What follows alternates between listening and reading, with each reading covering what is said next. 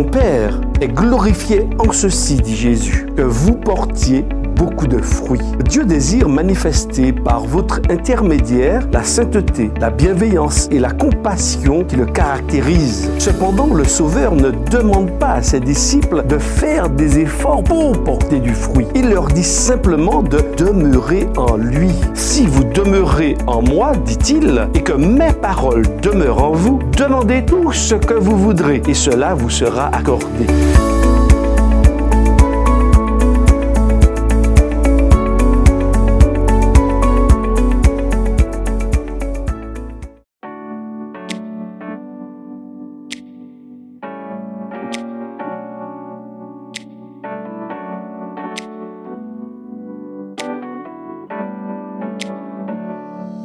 Je louerai mon Sauveur en tout temps, éternellement. Il a pris soin de moi pendant ma détresse. Il est ma forteresse. Des grandes eaux, il me retira loin de mes ennemis.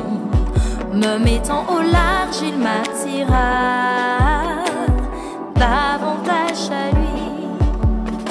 Je resterai fidèle jusqu'au bout.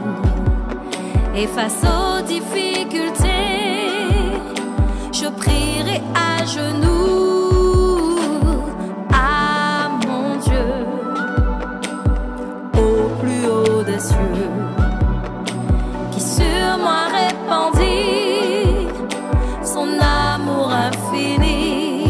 En qui louer Jésus-Christ en tout temps et pour tout temps.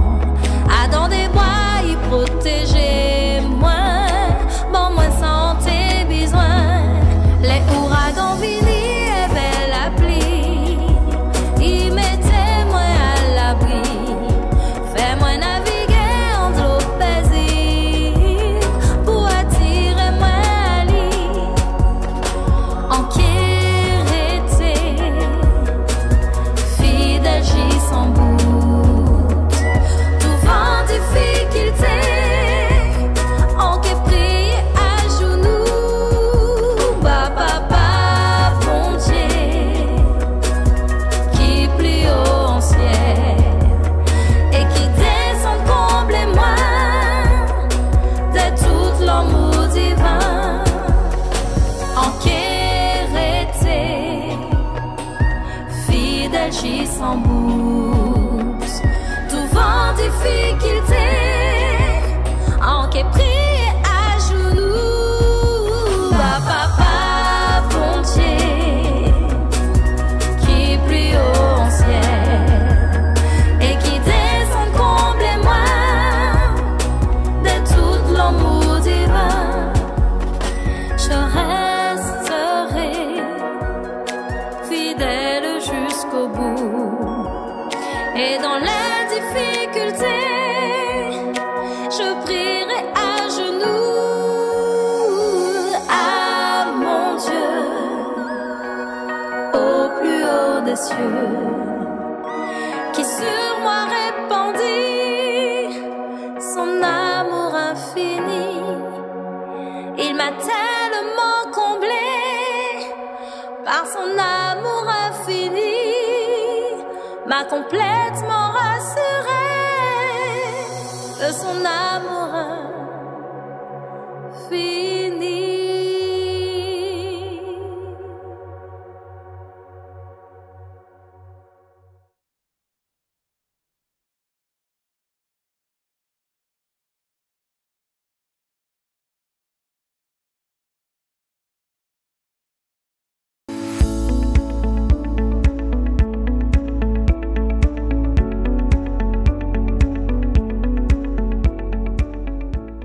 Durant cette semaine de prière, les différents messages nous ont interpellés sur la question du discipulat. Je veux croire que vous répondez actuellement à l'invitation de Dieu d'être son disciple. Pour terminer cette semaine spéciale, je vous propose de répondre à la question « Comment reconnaît-on un vrai disciple ?» Ce texte est tiré du livre d'Ellen G. White, Jésus-Christ, le chapitre intitulé « Que votre cœur ne se trouble point ». Mon Père est glorifié en ceci, dit Jésus, que vous portiez beaucoup de fruits. Dieu désire manifester par votre intermédiaire la sainteté, la bienveillance et la compassion qui le caractérisent. Cependant, le Sauveur ne demande pas à ses disciples de faire des efforts pour porter du fruit. Il leur dit simplement de demeurer en lui. Si vous demeurez en moi, dit-il, et que mes paroles demeurent en vous, demandez tout ce que vous voudrez, et cela vous sera accordé. C'est par sa parole que le Christ habite chez ses disciples. C'est la même union vitale dont il parlait en disant qu'il faut manger sa chair et boire son sang. Les paroles du Christ sont esprit et vie. En les recevant, on reçoit la vie du cep. On vit de toute parole qui sort de la bouche de Dieu. Matthieu chapitre 4, verset 4. La vie du Christ produit en vous les mêmes fruits qu'elle a produits en lui. En vivant en Christ, en adhérant au Christ, en vous appuyant sur le Christ, en tirant du Christ votre nourriture, vous porterez des fruits semblables à ceux qu'il a portés. Au cours de son dernier entretien avec ses disciples, Jésus exprima l'ardent désir de les voir s'aimer les uns les autres comme il les avait aimés. Il insista particulièrement sur ce sujet. « Ce que je vous commande, dit-il à plusieurs reprises, c'est de vous aimer les uns les autres. » La première recommandation qu'il leur avait faite dans la chambre haute avait été celle-ci. « Je vous donne un commandement nouveau. Aimez-vous les uns les autres comme je vous ai aimé. Vous aussi, aimez-vous les uns les autres. » Cette parole se trouve dans l'Évangile selon Jean, au chapitre 13, à partir du verset 34 et 35. Ce commandement était nouveau pour les disciples, car jusque-là, ils ne s'étaient pas aimés les uns les autres comme le Christ les avait aimés. Jésus jugeait qu'ils avaient besoin d'être dirigés par de nouvelles idées et de nouveaux mobiles, qu'ils devaient se conformer à de nouveaux principes, que sa vie et sa mort, à la lumière de son sacrifice, allaient leur donner une nouvelle conception de l'amour. L'œuvre de la grâce tout entière est un service continuel d'amour, de renoncement, de sacrifice de soi-même. À chaque heure de son séjour sur la terre, des courants irrésistibles d'amour divin découlaient du Christ. Tous ceux qui pénètrent son esprit aimeront comme le Christ a aimé. Le même principe qui a inspiré le Christ inspirera aussi leurs relations les uns avec les autres. L'amour est donc la preuve par excellence que je suis un disciple de Jésus. C'est à cet amour que l'on reconnaît les vrais disciples. À ceci, d'ailleurs, Jésus dit « Tous reconnaîtront que vous êtes mes disciples si vous avez de l'amour les uns pour les autres. » Quand des hommes sont liés les uns aux autres, non par la force ou l'intérêt, mais par l'amour, ils montrent qu'ils sont sous l'influence supérieure de toutes les influences humaines. Là où cette unité existe, on a la preuve que l'image de Dieu est rétablie dans l'humanité et qu'un nouveau principe de vie a été communiqué. Il est ainsi démontré que la nature divine est capable de résister aux forces surnaturelles du mal et que la grâce de Dieu peut vaincre l'égoïsme inhérent au cœur humain. Un tel amour manifesté au sein de l'Église provoquera sûrement la colère de Satan. Le Christ n'a pas tracé devant ses disciples un sentier facile. Si le monde a de la haine pour vous, dit-il, sachez qu'il m'a haï avant vous. Si vous étiez du monde, le monde aimerait ce qui est à lui. Mais parce que vous n'êtes pas du monde et que je vous ai choisi du milieu du monde, à cause de cela, le monde a de la haine pour vous. Souvenez-vous de la parole que je vous ai dite. Le serviteur n'est pas plus grand que son maître. S'ils m'ont persécuté, ils vous persécuteront aussi. S'ils ont gardé ma parole, ils garderont aussi la vôtre. Mais tout cela, ils vous le feront à cause de mon nom, parce qu'ils ne me connaissent pas. Ils ne connaissent pas celui qui m'a envoyé. L'Évangile se propage au prix d'une lutte agressive au milieu de l'opposition, de périls, de pertes et de souffrances. Mais ceux qui accomplissent cette œuvre ne font que marcher sur les traces de leur maître. Dieu nous a communiqué la puissance de vaincre Satan. En tant que rédempteur du monde, le Christ n'a eu apparemment que des insuccès.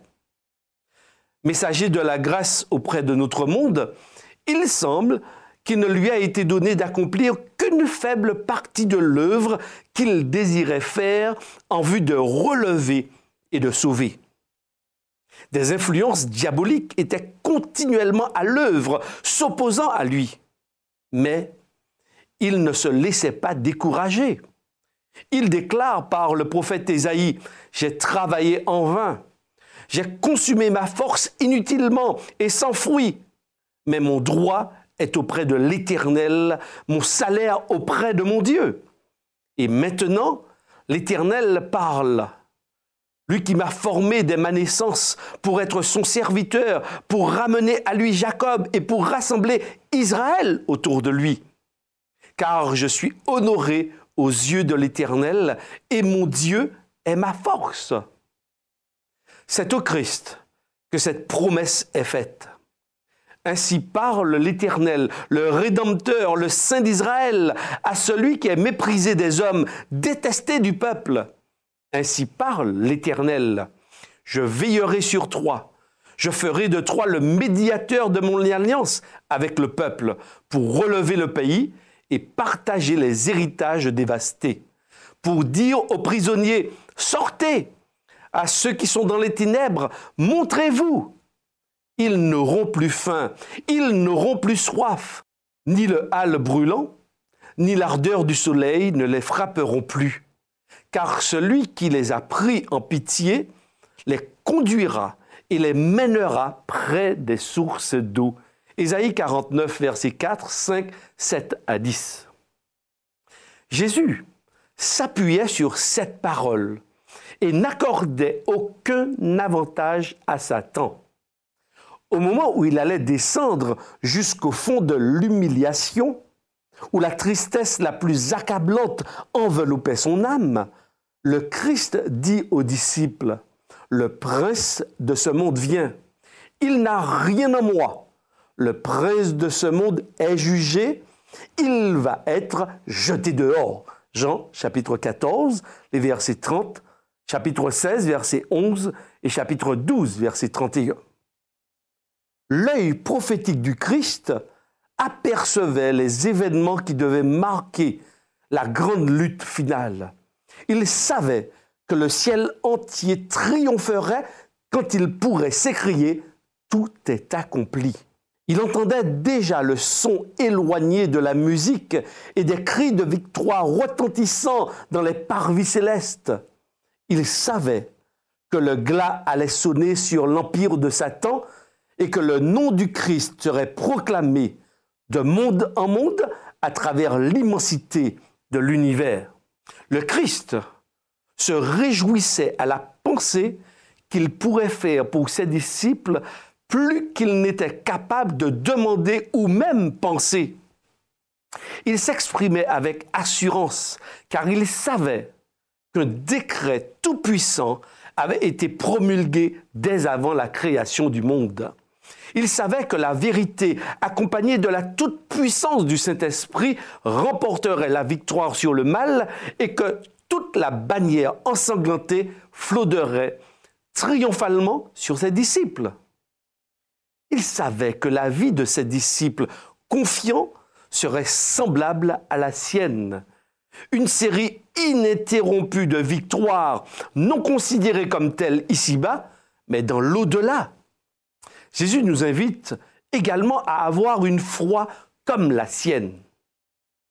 Je vous ai parlé ainsi, dit-il, pour que vous ayez la paix en moi. Vous aurez de l'affliction dans le monde, mais prenez courage. Moi, j'ai vaincu le monde. Le Christ n'a eu ni défaillance, ni découragement. Les disciples doivent manifester une foi aussi persévérante.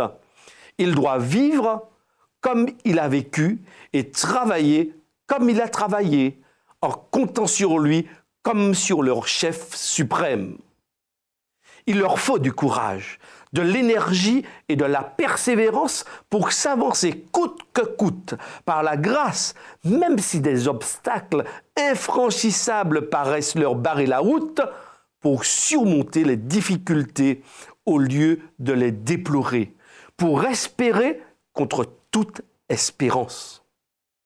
Le Christ les a attachés au trône de Dieu par les chaînes d'or de son amour immaculé.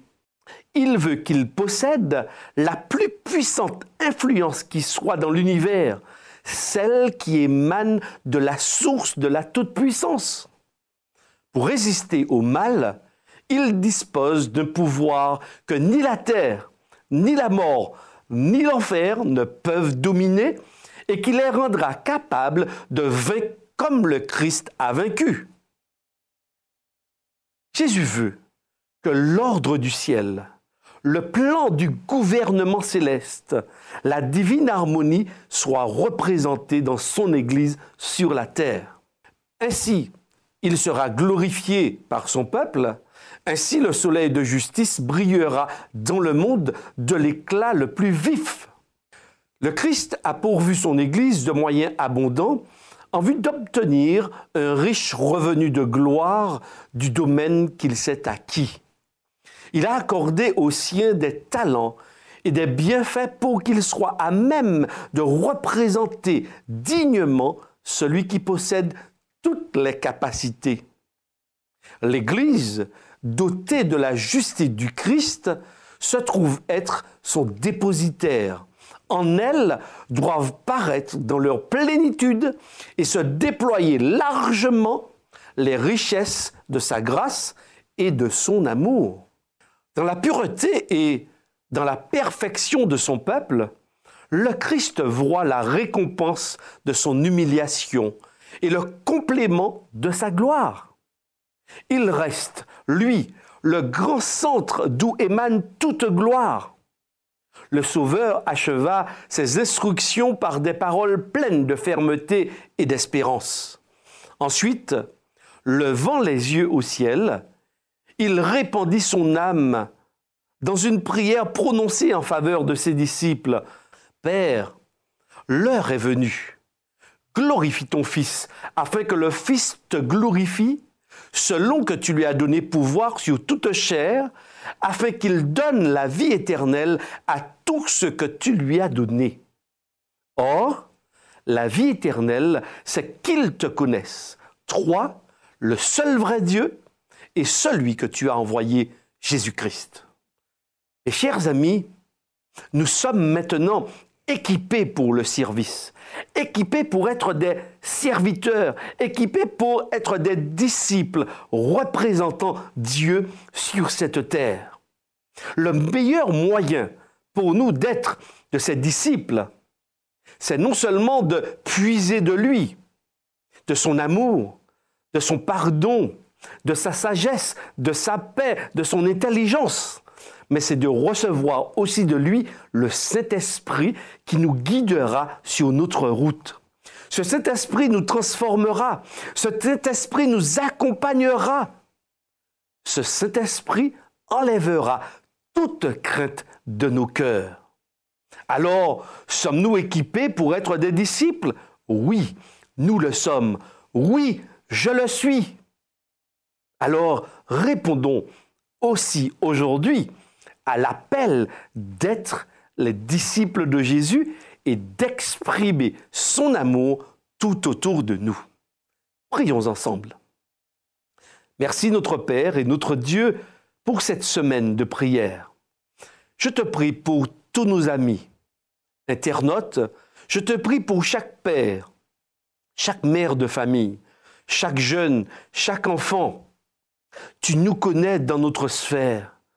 Cette semaine, tu nous as montré l'importance d'être tes disciples, de refléter ton amour dans nos relations les uns avec les autres, de ne pas avoir peur d'aller vers les autres. Seigneur, merci parce que tu nous as fait le don le plus précieux, Jésus-Christ. Avec Jésus, tu nous donnes aussi le Saint-Esprit. Alors, Père, conduis-nous dans la vérité. Permets-nous de la vivre tout autour de nous et que chacun reçoive ce message qui vient de toi. Tu es un Dieu qui aime, un Dieu qui pardonne, un Dieu qui réconcilie les hommes avec toi afin de les sauver. Alors, remplis nos cœurs de ton amour, remplis nos cœurs de ta présence, remplis nos cœurs de ta paix. Et fais de nous, chaque jour, des disciples qui reflètent ton nom. Nous t'avons prié par les seuls mérites de Jésus et pour ta seule gloire. Amen.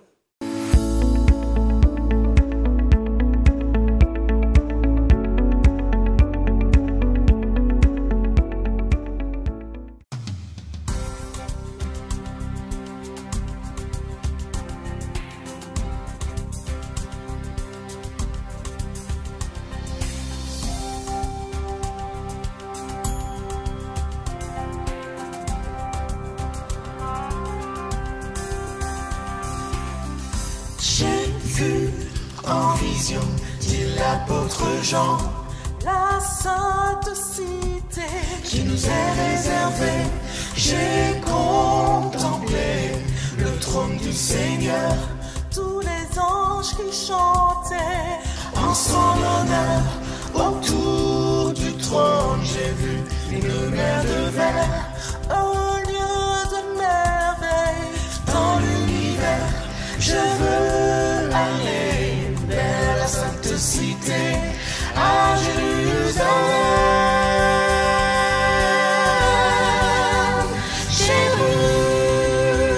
Jérusalem, cité de Dieu qui descend sur la terre. Je veux marcher dans des rues de lumière.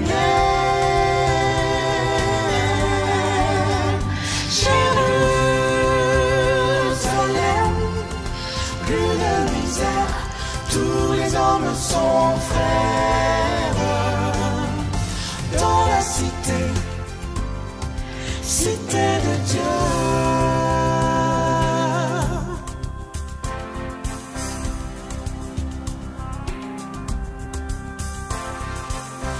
Sur cette terre, le lion et l'agneau dorment côte à côte, et ça c'est nouveau. Le jour s'étend, il n'y a plus de nuit. Le Fils de Dieu, c'est lui qui resplendit. du cœur des élus monte un chant nouveau. Digne est l'agneau, digne est l'agneau. Je veux aller vers la sainte cité, à Jérusalem.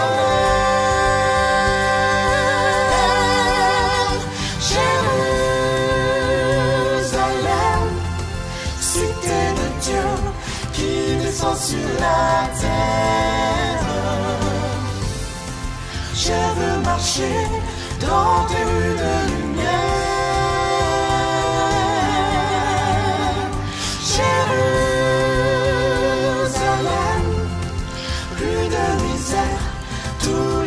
hommes sont frères. Dans la cité, cité de Dieu.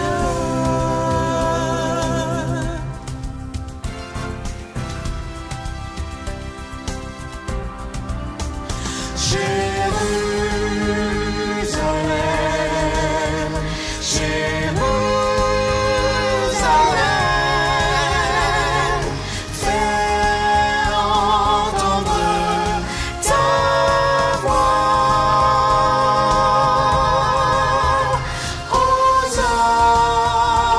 Hosanna, Amen, Hosanna, honneur au roi. Au roi des rois.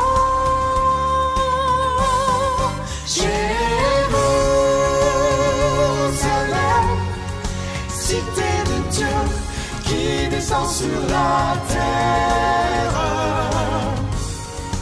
Je veux marcher dans tes rues de lumière.